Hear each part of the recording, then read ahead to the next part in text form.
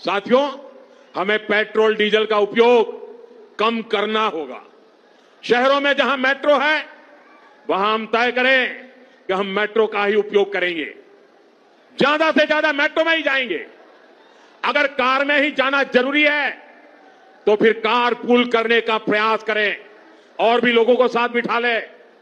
अगर हमें कहीं सामान भेजना हो तो कोशिश करनी है कि वह ज्यादा से ज्यादा रेलवे गुड्स के जो ट्रेन होती है रेलवे की सर्विसेज से भेजे, ताकि इलेक्ट्रिक रेलवे होने के कारण पेट्रोल डीजल की जरूरत नहीं पड़ती है। जिन लोगों के पास इलेक्ट्रिक व्हीकल है वो भी कोशिश करें कि इलेक्ट्रिक व्हीकल का ज्यादा से ज्यादा उपयोग करें। साथियों, हमने कोरोना के समय में वर्क फ्रॉम होम की, ऑनलाइन मीटिंग्स की, वीडियो कॉन्फ्रेंस की, ऐसी अनेक व्यवस्थाएं विकसित की और हमें आदत भी हो गई थी।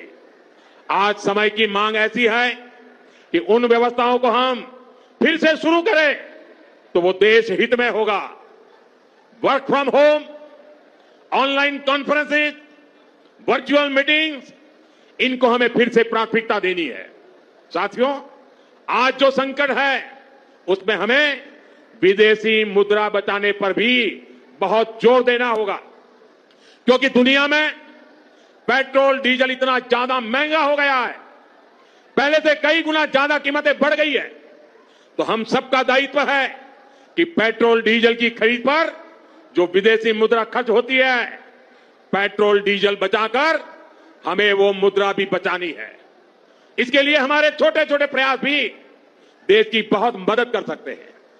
जैसे आजकल जो विदेशों में शादियों का, विदेशों में घूमने का, विदेशों में वैकेशन पर जाने का मिडिल क्लास में कल्चर बढ़ता जा रहा है।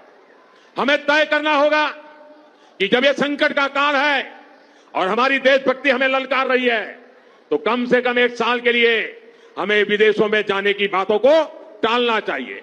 देश हित में हमको ये तय करना पड़ेगा कि साल भर तक घर में कोई भी फंक्शन हो, कोई भी कार्यक्रम हो, हम सोने के गहने नहीं खरीदेंगे, सोना नहीं खरीदेंगे।